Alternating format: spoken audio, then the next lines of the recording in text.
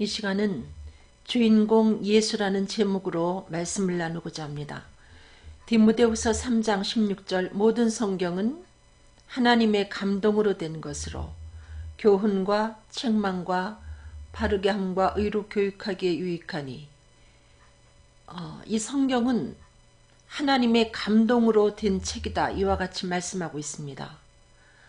이 성경이 하나님의 감동으로 된 책이기 때문에 이 성경을 가지고 말씀을 풀어서 전하는 이 설교의 말씀을 들을 때에 우리가 어찌할까 하면서 마음의 찔림을 받고 하나님의 감동을 받게 돼 있는 것입니다. 이 성경을 읽을 때 다른 책과 달리 우리들은 이 성령의 감동하심으로 쓰여진 책이기 때문에 성령의 인도하심을 받고 읽을 때 바로 알 수 있습니다. 그러므로 기도하면서 이 성경을 읽어야 되는 줄로 압니다. 그 요한일서 2장 27절에 주께 받은 바 하나님의 기름 부음이 우리 속에서 다시 말하면 성령이 우리를 가르치는데 그 성령의 가르침은 참되고 거짓이 없다. 이와 같이 말씀하고 있습니다. 급한 마음에 다른 책을 참고해 가지고 성경을 빨리 해석하고자 하는 그 마음보다는 성령의 감동하심으로 쓰여진 이 책을 성령님이 스승이 되어서 인도해 주시길 원하는 기도하는 마음으로 읽을 때에 본래의 하나님이 우리들에게 하시고자 하는 뜻을 알 수 있을 줄로 압니다. 성경은 기록한 사람은 분명히 사람입니다. 그러나 이 성경은 성령의 감동하심을 입은 특별한 사람들이 기록했다는 것입니다. 사람의 뜻을 기록한 것이 아니라 하나님께 받아 말한 책입니다. 그러므로 저자는 물론 하나님입니다. 그래서 성경을 하나님 말씀이다. 이와 같이 이야기하고 있습니다. 그러므로 이 성경은 임의로 해석해서는 되지 않습니다. 사사로이 해석해서는 안 되는 것입니다. 또 억지로 풀다가 망한 사람이 있다. 베드로후서 3장 16절에 이와 같이 기록하고 있습니다. 이 성경은 하나님이 저자이시기 때문에 이 성경을 자세히 상고하게 될 때에 우리가 하나님 뜻을 발견하게 됩니다. 그래서 다윗처럼 하나님 마음에 합한 사람이 될 수 있습니다. 다윗은 다른 왕들보다 다른 사람들보다 달랐던 점이 있습니다. 그는 전쟁을 할 때에도 적군의 군사가 수가 적을지라도 하나님 내가 쳐야 되겠습니다 하고 하나님께 묻지 아니하고 전쟁을 시작한 것이 아니라 하나님 내가 이 적군이 비록 숫자는 작지만 나가서 싸울까요 말까요 하고 하나님께 여쭤보고 그 다음에 어떤 방법으로 어떻게 싸울까요 세세하게 여쭤보고 그렇게 전쟁도 하고 시시콜콜해 보이는 그와 같은 것까지도 하나님께 일일이 다 여쭤본 것을 알 수 있습니다. 우리도 성경을 통해서 하나님이 기뻐하시는 것이 무엇인가 세세한 것까지 알고자 할 때에 그 말씀을 통해서 하나님의 뜻을 발견하게 되고 하나님 마음에 꼭 맞는 삶을 살게 되는 줄로 압니다. 이 골로새서 2장 3절에 이 하나님의 말씀 안에는 모든 보화가 감춰져 있다. 보화 중에 보화는 곧 예수 그리스도입니다. 여러분들이 성경을 통해서 예수 그리스도를 만나면 영생을 얻게 되어 있습니다. 성경의 별명을 저는 그 보물섬이다. 이와 같이 지어보았습니다. 근데 성경을 읽을 때 우리의 자세는 물론 기도하면서 읽되 중요한 것이 있습니다. 데살로니가 전서 2장 13절 말씀처럼 하나님의 말씀을 받을 때에 사람의 말로 듣지 말아야 되는 것입니다. 하나님의 말씀으로 들을 때 이 말씀이 그렇게 믿고 듣는 우리 속에서 역사하는 것입니다. 예수님은 어제나 오늘이나 영원토록 동일하신 것처럼 이 말씀의 능력도 2000년 전이나 지금이나 똑같다는 것입니다. 2000년 전에 예수님이 기적을 베푸신 것처럼 이 성경 속에 기록된 그 말씀을 내가 오늘 내게 주시는 말씀으로 믿고 받아들일 때에 내 속에서 동일한 역사가 이루어진다는 것입니다. 마태복음 4장 4절에 하나님의 입으로 나온 말씀으로 살 것이니라 이와 같이 말씀하고 있는데, 우리가 성경을 읽을 때 2000년 전에 예수님이 누구에게 하신 말씀 이렇게 받아서는 안 되고, 바로 오늘 지금 내게 들려주시는 주님의 말씀으로 받을 때 비로소 내 속에서 놀라운 역사를 경험하게 된다는 것입니다. 이 성경은 이 보화를, 예수라는 그 보화를 감추고 있는 그와 같은 보물섬인데, 이 성경은 우리가 어릴 때부터 성경을 가까이 할 때에 이 속에서 예수 그리스도를 만나게 되고 예수 그리스도로 말미암아 구원을 받게 되어 있습니다. 그러므로 성경은 구원에 이르게 하는 책입니다. 아무리 그 세계적인 그 명작이 있어도 그 책을 읽고 사람들이 마음의 감동을 받고 어떤 삶의 변화를 느끼고 소망을 갖기는 하지만은 사람이 써놓은 책, 어떤 책으로도 사람이 그 책을 읽고 영생을 얻게 되었다, 이와 같은 책은 존재하지 않습니다. 성경은 살아계신 하나님의 감동이 실려져 있고 그 속에 생명 되시는 예수 그리스도가 계시기 때문에 이 말씀을 가까이 할 때 우리가 영생을 얻게 되어 있습니다. 이 분명히 베드로전서 1장 23절에 거듭나는 것은 썩지 아니할 시인 하나님 말씀으로 이루어진다, 말씀으로 거듭나는 것이다, 이와 같이 말씀합니다. 이 성경을 가까이 하지 않고는 우리가 거듭남, 중생을 경험할 수가 없습니다. 그러면 중생하고 난 다음에 이 말씀을 통해서 예수 그리스도를 만나고 난 다음에 우리는 더 이상 성경을 읽지 않아도 되는가? 그 얘기는 아닙니다. 이 성경은 살았고 운동력이 있어 좌우에 날선 어떤 검보다도 예리해서 우리의 혼과 영과 및 관절과 골수를 찔러 쪼개면서 우리를 치료합니다. 우리가 예수를 영접해서 하나님의 자녀가 되었지만 우리의 병든 부분이 많이 있습니다. 이 말씀은 명의와도 같아서 정확하게 진찰하고 사람의 마음과 생각과 뜻을 감찰한다, 이 같은 말씀이 있는데, 오진하지 않고 정확하게 진찰하고 그 다음에 메스와도 같은 이 하나님 말씀을 통해서 우리의 영혼과 육체를 찔러 쪼개는 것입니다. 실제로 영혼도 치료하지만 이 말씀은 우리의 육체까지도 치료합니다. 내가 그 말씀을 믿을 때에 능치 못함이 없는 것입니다. 디모데후서 3장 16절로 17절, 이 말씀은 우리들을 교육한다, 그렇게 기록이 되어 있습니다. 우리를 교훈하기도 하고 책망하기도 하고 우리를 바르게 의로 교육해서 하나님의 사람으로 사람된 우리를 온전케 하고 선한 일을 행하기에 온전케 하려 한다, 이와 같은 말씀이 있습니다. 사람이면 다 사람이냐, 사람다워야 사람이지, 이런 얘기가 있지 않습니까? 하나님의 사람이면 다 하나님의 사람인가? 하나님의 사람다운 사람이 될 때에 우리가 전하는 복음, 이 선한 일이 바로 복음을 전하는 건데, 이것이 아름다운 결실을 볼 수 있는 것입니다. 이 말씀이 우리를 훌륭한 스승이 되어서 하나님의 사람다운 사람으로 우리를 교육해 나갑니다. 그래서 우리는 욥기 23장 12절 말씀처럼 일정한 음식보다 이 말씀을 더 귀히 여겨야 됩니다. 하루 우리가 세 끼를 먹으면 우리 말씀은 세 끼 이상 먹어야 되고, 하루 두 끼를 섭취하면 두 끼 이상 이 말씀을 섭취할 때 영적인 하나님의 사람의 골격이 튼튼해지고 근력이 강화돼서 승리하는 삶을 살게 되는 것입니다. 신명기 17장 18절에 20절에 보면은 그가 왕위에 오르거든, 이와 같은 말씀이 있는데, 우리는 예수를 그리스도로 영접했기 때문에 왕 같은 제사장입니다. 왕위에 오른 자들에게 레위 사람 제사장 앞에 보관한 율법서를 등사해서 평생에 자기 옆에 두고 읽어라, 이와 같이 하나님은 명령하시는데, 우리가 예수를 통해서 왕 같은 제사장이 되었기 때문에 우리도 이제는 성경을 옆에 두고 읽어야 됩니다. 그리할 때 그 하나님 여호와 경외하기를 배우게 되어 있습니다. 신학교에 가서 여호와 경외하기를 배우는 것이 아니라 성경을 가까이 할 때 비로소 이 말씀을 통해서 여호와 경외하기를 우리가 배우게 되는 것입니다. 이것을 배우게 될 때 율법의 이 모든 말씀과 규례를 지키게 되어 있습니다. 읽다가 이렇게 어려운 말씀 내가 준행하지도 못하면서 뭐하러 읽을까 이와 같이 고민하지 마시고 무조건 읽고 읽다 보면은 그 말씀이 우리의 발목을 잡고 지켜 행할 수 있도록 인도하시는 것을 경험하게 될 겁니다. 이 말씀을 가까이 할 때에 우리의 마음이 형제 위에 교만하지 아니하다.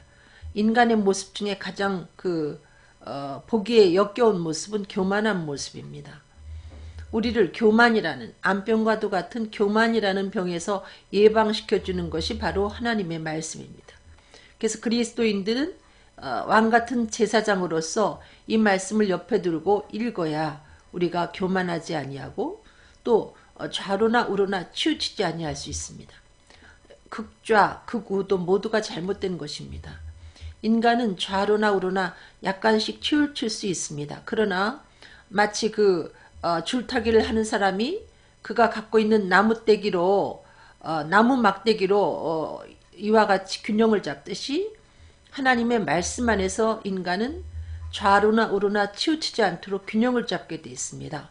그리할 때 왕위에 있는 날이 장구하리라.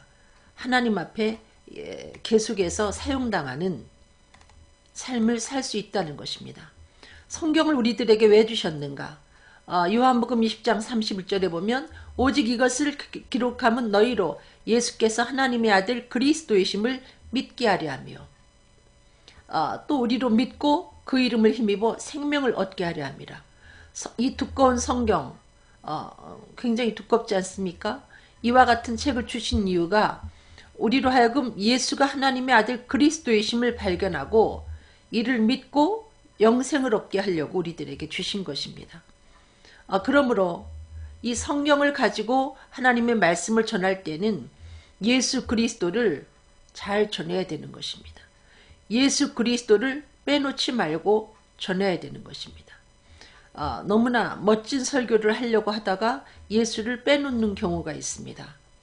아무리 멋지게 설교를 잘 했어도 예수께서 하나님 아들 그리스도이심을 전하는 그 내용이 빠져 있다면 그 설교는 실패한 설교라고 할 수 있습니다.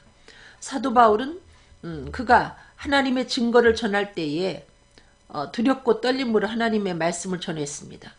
이유는 말과 지혜의 아름다운 것으로 아니하려고 애를 썼고 너희 중에서 예수 그리스도와 그의 십자가에 못 박히신 것 외에는 아무것도 알지 아니하기로 작정했다. 아는 것이 많으면 그 아는 내용을 전하고 싶은 유혹에 빠지게 되어 있습니다. 그래서 사도 바울은 예수 십자가에 못 박히신 것 외에는 알지 아니하기로 작정했다 하면서 내가 너희 가운데 거할 때 약하며 두려워하며 심히 떨었다. 근신하며 생명 되신 예수 그리스도를 빼놓지 않고 전하려고 애를 썼던 것을 알 수 있습니다. 그리고 그는 수다한 사람과 같이 하나님의 말씀을 혼잡하게 전하지 않으려고 애를 썼습니다. 순전함으로 하나님께 받은 것처럼 전하려고 애를 썼습니다. 말도 여러 사람에 의해서 전달이 되면 전혀 엉뚱한 말이 나오는데 마치 우리가 하나님 앞에서 직접 받아서 전하는 것처럼 예수 그리스도를 너무나 분장시키고 변장시키지 말고 순전한 그야말로 쌩얼이라는 그와 같은 이야기가 있듯이 예수님의 민낯을 보여주는 복음을 전할 때에 비로소 영생을 얻는 중생의 역사가 이루어진다는 것입니다. 예수님은 너희가 성경에서 영생을 얻는 줄 생각하는데 이 성경에서 나를 증거한다. 이 성경의 주인공이는 나다. 이와 같이 요한복음 5장 39절에 말씀하고 있습니다. 그러므로 우리 생각에는 구약에는 예수님이 나오지 않는데 그러면 구약은 성경의 주인공이 예수님이 아닌가 생각할 수 있지만은 구약에는 예수님이 어떤 사건 속에 혹은 인물 속에 예언의 말씀 속에 이렇게 숨은 그림으로 계십니다. 예를 들면 이사야 11장 1절에 이새의 줄기에서 한 싹이 나며 그 뿌리에서 한 가지가 나서 결실할 것이요. 여기 나오는 이새의 줄기에서 한 싹이 난다는 이 한 싹이 바로 예수 그리스도 오실 메시아를 말씀하고 있습니다. 이렇게 예수라는 단어는 나오지 않지만은 이 사건과 어떤 그 인물 속에 또 어떤 그 예언의 말씀 속에 예수님은 숨어 계신데 역시 구약 역시 주인공이 예수라는 것입니다. 구약은 오실 메시아, 오실 예수를 이야기하고 있습니다.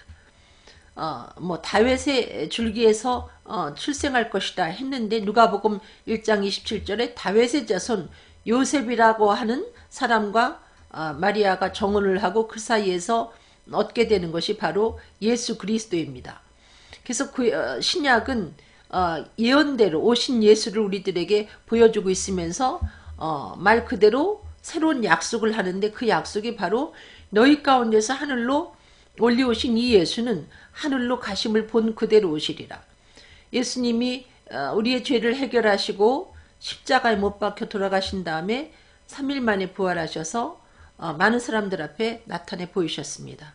한 40일 동안 여러 사람들 앞에 친히 사신 것을 나타내 보이시다가 500여 문도가 보는 가운데서 주님이 승천하셨습니다. 그 광경을 바라보는 많은 사람들에게 두 천사가 나타나서 이야기합니다. 너희 가운데서 올라가신 그 예수는 너희가 본 그대로 다시 오실 것이다. 바로 이것이 신약입니다. 예수 다시 오신다. 이것이 바로 신약입니다. 그러므로 성경의 주인공은 곧 예수 그리스도입니다. 사도행전 28장 23절 저희가 일자를 정하고 그의 우고하는 집에 많이 오니 바울이 아침부터 저녁까지 강론하여 하나님 나라를 증거하고 모세의 율법과 선지자의 일을 가지고 예수의 일로 권하더라. 이 사도 바울은 셋집에서 그를 찾아오는 많은 사람들에게 하나님의 말씀을 강론했는데 그가 모세의 율법이나 혹은 선지서를 가지고 선지서나 모세율법 같은 것을 본문으로 삼아 말씀을 강론할 때도 항상 그 속에서 예수 그리스도를 꺼내서 예수 그리스도 일로 권했다. 이와 같이 말씀하는 것을 알 수 있습니다. 그러므로 사도 바울을 통해서 놀라운 역사가 나타나는 거죠. 우리가 중요한 것은 성경의 주인공은 예수고 성경의 기록 목적이 예수가 하나님의 아들 그리스도이심을 전해서 그것을 우리가 듣고 믿어서 영생 얻게 하려고 성경이 주어진 것이기 때문에 성경의 어느 부분을 가지고 본문을 삼아 우리가 말씀을 증거하든지 주인공 되시는 예수 그리스도를 우리는 빼놓지 않고 전하여야 될 것입니다.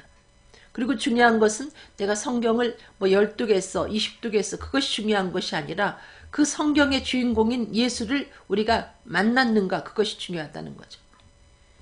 그래서 제대로 예수를 만나서 예수가 살아계신 하나님의 아들 그리스도인 것을 내가 믿고 있는가. 만약에 그와 같은 신앙을 갖지 못했다면 성경을 100독에 써도 그 사람은 성경의 진정한 가치, 그 성경 속에서 참된 보화를 발견하지 못한 사람입니다. 이 성경에는 여러 가지 약속이 있습니다. 근데 그 약속이 다 이루어진다 이렇게 기록하고 있습니다. 천지가 없어지기 전에는 율법의 1.1획이라도 반드시 없어지지 않냐고 다 이루어진다. 이와 같이 말씀합니다.